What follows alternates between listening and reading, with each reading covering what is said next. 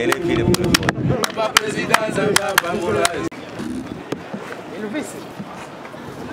sommes venus les féliciter d'abord pour la victoire du week-end passé.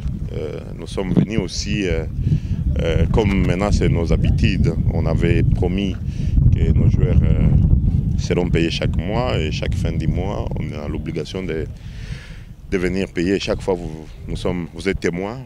Je paye normalement les salaires de tous nos joueurs, mais aussi il y avait des difficultés logistiques auxquelles je devais être mis au courant et je l'ai fait. Pourquoi j'ai fait tout ça?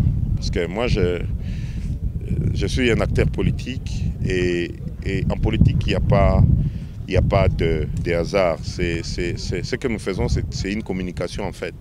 Nous voulons donner l'espoir à la jeunesse de Goma, à la jeunesse du Nord Kivu, pour dire qu'on peut gagner la vie avec le football, on peut vivre avec le football. Au lieu que les enfants passent du temps à se promener sans rien faire, si demain ou après-demain nous avons un joueur qui quitte Virunga, qui part dans Mazembe, nous avons un joueur qui quitte Virunga, qui part dans V-Club, qui part en Belgique ou c'est pas en Italie, ça sera un message fort qu'on aura donné à la génération de nos amis ici, en disant qu'il n'y a pas de sous-métier, on peut gagner partout. Donc c'est ma manière à moi de participer à la pacification dans notre milieu, mettre les jeunes ensemble, les soutenir, construire une équipe.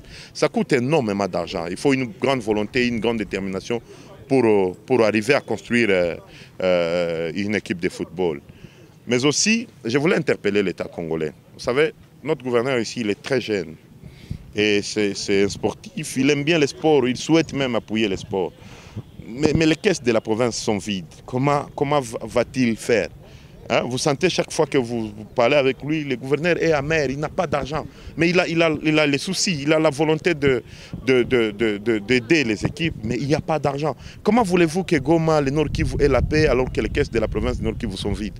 Comment voulez-vous que le gouverneur soutienne ces jeunes alors que les caisses de la province sont vides? C'est comme ça que vous voyez le poids des équipes repose que si nous qui sommes le président, et ce n'est pas un petit poids, c'est des milliers de dollars qu'on dépense chaque mois en ça et en ça. Et sans la participation de l'État, à un moment, quelqu'un va s'essouffler. Mais si la province pouvait avoir ces rétrocessions, parce que c'est un droit constitutionnel, je me dis personnellement qu'avec un gouverneur jeune que nous avons, nous serions peut-être dans un budget de la province, on pourrait chaque fois aller prendre 2-3 000 dollars pour soutenir nos équipes. Et puis nous-mêmes, on ne sait pas. Et on ferait des exploits et des miracles. Mais malheureusement, on essaie. Oui, mais c'est ce que j'ai fait. Je dis, je participe à ma manière à la pacification dans nos milieux.